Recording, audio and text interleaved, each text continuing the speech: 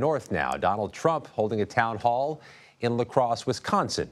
It's moderated by former Democratic Congresswoman Tulsi Gabbard, who endorsed former President Trump earlier this week. That's where we find CBS Minnesota reporter and anchor Esme Murphy, who's there. Esme, walk us through what we should expect in La Crosse tonight. Well, Scott, I know you've been to many, many Trump rallies. This is not a rally. It's a town hall, although as town halls go, this is a pretty big one. I'm just going to step out of the shot here. You can see there's seating for thousands out in front, and then there on the stage will be the people asking the questions. The two center chairs there, those are for Tulsi Gabbard and the former president.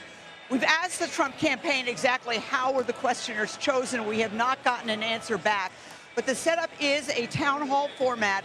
The goal, we're being told by some Trump insiders, is to have the president, the former president, stay more on message.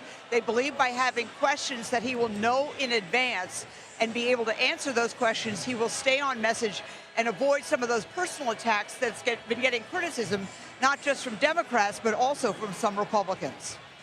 In this one-time Democratic Congresswoman, Tulsi Gabbard, part of this event, what sway might she have with voters in a state like Wisconsin or your home state of Minnesota?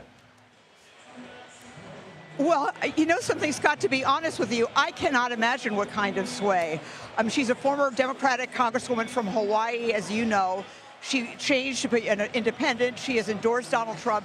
She has zero sway. I mean, people might remember her name, but I doubt if you went up and asked 10 people who Tulsi Gabbard was at this hall, I don't think you'd have 9 wouldn't know who she was.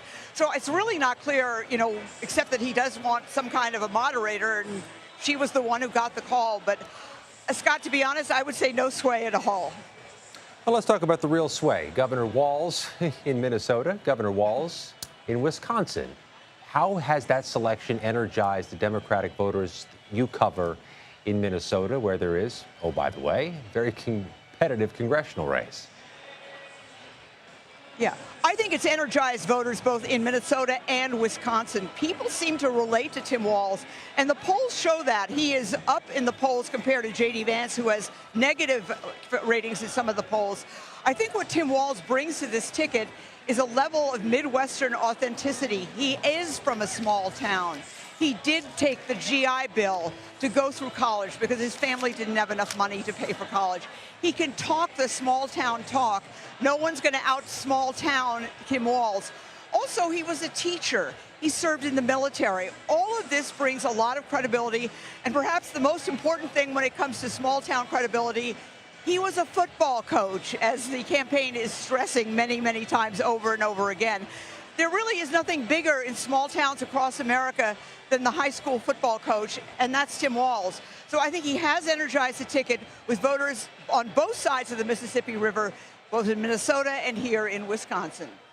At the town hall in La Crosse, Wisconsin, Esme Murphy, we thank you.